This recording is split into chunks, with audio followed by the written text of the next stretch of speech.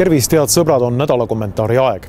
Ilmselt mäletate seda, kuidas Alari Rammo peale Belgia kurikuulsas Molenbeeki linnaosas juhtunud rünnakut väitis, kuidas me ise oleme selles kõiges süüdi. Siis ma arvan, et sellepärast, et meie oleme neile öelnud, et nemad on kõik terroristid. Me oleme ise teinud seda endale. Ja nüüd ta tuleb selja tagant. Mõtlesin täna rääkida süütundest laiemalt ning sellega seonduvatest kadaka euroopluse ilmingutest. Kadaka eurooplusest tasub rääkida juba puhtalt sellepärast, et meie president Toomas Hendrik Ilves mõistis Martin Helme mõtte, et Eesti president võiks eestlane olla, hukka kadaka aarialikkusena. Martin Helme on nüüd korduvalt kinnitanud, kaasa arvatud Objektiivile, mida ta rahvuse all mõtleb. Me ei ole kunagi taga ajanud tõupuhast eestlast või arvanud, et me leiame selle geneetiliselt õige eestlase. Me räägime ikkagi rahvuslusest kui identiteedi osast, kui kultuuri juurest. Ja siin on ikkagi, see on ju subjektiivne tunnetuse küsimus eelkõige.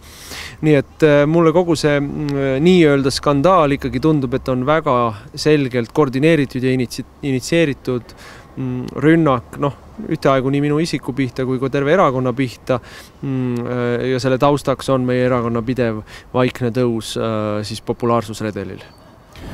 Jätame Ilvese hundijuttudega nüüd sinna paika ja tuleme tagasi Alari Rammo ja tema ähmase süütunde juurde. Meie poliitilisel eliidil, nagu kartellierakondlikku semude seltskonda hellitavalt nimetatakse, näib olevat välja arenenud hoopis endal üks tõeline kadakavaimsuse väljendus. Kadaka eurooplus. Teatavasti kuulub tänapäeva euroopluse keskmesse brittide ja Kesk-Euroopa suurte rahvaste imperiaalses või natsionaalses või natsionalistlikus minevikus sooritatud sigaduste üle. Ja õigusega.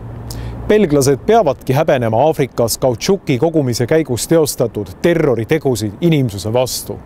Briti puritaanid ja nende järglased häbenegu end maa alla Põhja-Ameerika indiaanlaste brutaalse hävitamise pärast, kellest mitmed hõimud muuseas olid selleks ajaks juba kristlased, nimelt jesuiidi missionäride poolt pööratud kirikusse. Häbenegu nad ka seda, et nad olid esimesed, kes panid Lõuna-Aafrikas püsti koonduslaagrid, milles nad tapsid puure, tervete perekondade kaupa või hävitasid sama sadistlikult Zulu hõimu liikmeid.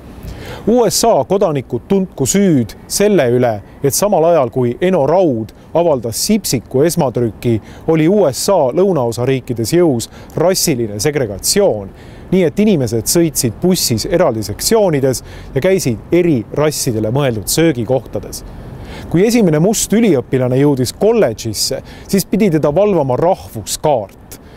Sakslasedki on saanud tunda karmi kämmalt oma Hitlerite, Goebbelsite ning kõikide nende nurjatuste pärast. Jällegi õigusega. Tõesti, kui keegi nendest rahvastest tahab süüd tunda, siis selleks tal põhjust ka on. Iseasi on loomulikult see, kas üleüldse peab süüd tundma esivanemate ja eelnevate põlvkondade tegude pärast. Aga see on juba teine ja pikem jutt. Aga nüüd tuleme Alari Rammo ja meie kadaka euroopaliku eliidi juurde. Tundub nagu mõtleksid selle vaimulaadi esindajad, et kui Euroopas on heaks tavaks Aafrika ja teiste koloniaalpiirkondade ees süüd tunda, siis peaks seda tegema ka eestlane. Ent ilma pikema jututa on selge, et selleks puudub igasugune põhjus. Samal ajal, kui teised Euroopa rahvad elasid oma sadismi välja Aafrika, India või Ameerika põlisrahvaste peal, saime meie mõisatalli taga vitsu. Mitu kolooniat on Eestil olnud? Kui palju on eestlasi nende seas, kes omaaegses koloniaalrüseluses osalesid? Niisiis, mille pärast ja kelle ees peaks eestlane Alari Rammolikult süüd tundma? Kas me tahame tõepoolest olla nii eurooplased, et oleme valmis tundma süüd isegi eurooplaste sigaduste pärast, kuigi olime just nimelt need, kes nende tõttu kannatasid?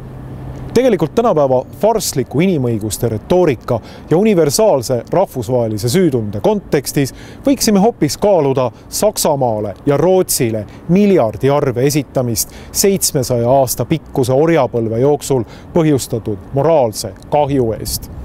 Mul on tunne, et me oskaksime seda raha kasutada palju mõistlikumalt kui Kreeka või pigem Kreeka võlausaldajad, kelle kontodele praegu Euroopa maksumaksjate raha liigub. Näha eestlast valge mehe kuritegude pärast süüd tundmas on lihtsalt koomiline. Kõikidele neile, kes seda teevad, soovitan istuda hetkeks mõne suitsusauna lagunevale trepile, hingata sügavalt sisse ja tunnetada ajaloo tukset oma soontes. Mina olen Markus Järvi, Objektiivi toimetaja.